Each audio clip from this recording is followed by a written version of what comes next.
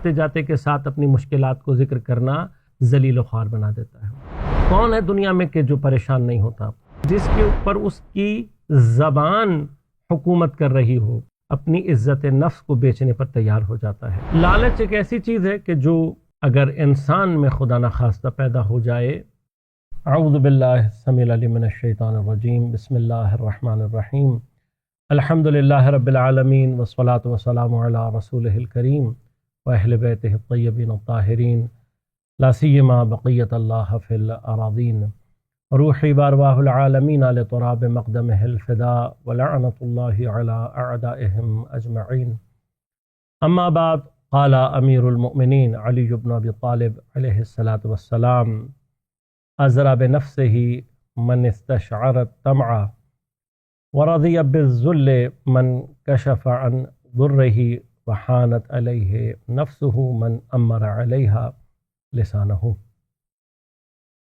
نہج البلاغہ، کلام امیر الکلام۔ حضرت اس جملات کے ذریعے سے، اس حکمت کے ذریعے سے تین اہم باتوں کی طرف متوجہ فرما رہے ہیں۔ حضرت ارشاد فرما رہے ہیں کہ اغرا بنفسہ من استشعر الطمع، کہ جس کسی نے بھی طمع اور لالچ کو اپنا شعار بنایا، جس کسی نے بھی طمع اور لالچ کو اختیار کیا، اس نے خود اپنے آپ کو کمتر، حقیر، خود اپنے آپ کو اغرا بنفسہ، اپنے ہی آپ کو کم اہمیت اور کم قیمت قرار دیا۔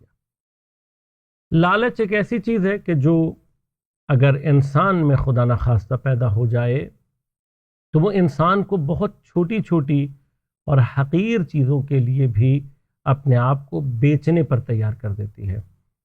لالچ دنیاوی امور میں، مادی چیزوں میں انسان کو اس جگہ لا کر کھڑا کر دیتی ہے کہ جہاں پر پھر وہ بہت ہی چھوٹی چھوٹی چیزوں کے لیے اپنی عزت نفس کو بیچنے پر تیار ہو جاتا ہے۔ پھر فرمایا کہ وَرَضِيَ بِالذُّلِّ مَنْ كَشَفَ عَنْ ضُرِّهِ۔ کون ہے دنیا میں کہ جو پریشان نہیں ہوتا؟ کون ہے کہ جس کے ساتھ مشکلات، مالی مشکلات، خانوادے کی مشکلات پیش نہیں آتی؟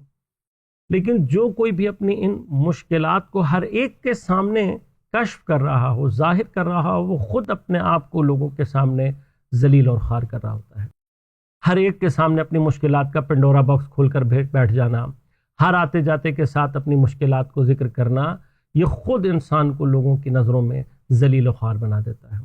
بس ہماری ایک عادت یہ ہونی چاہیے کہ ہم اپنی مشکلات کے لیے اگر واقعاً کسی سے مشورہ کرنا چاہتے ہیں تو ایسے لوگوں سے مشورہ کریں جو مشورہ دینے کے قابل ہوں، جن کے اندر یہ قابلیت اور صلاحیت ہو، ورنہ ہر کسی کے سامنے اپنی مشکلات کو، اپنی مصیبتوں کو، پریشانیوں کو بیان کرنا خود اپنے آپ کو ذلیل کرنا ہے۔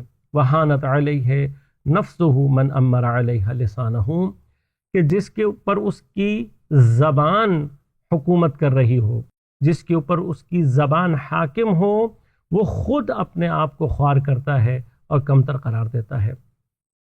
کہیں پر انسان بغیر سوچے سمجھے جب بولتا ہے تو اس کے جو نتائج ہیں وہ بہت واضح ہیں۔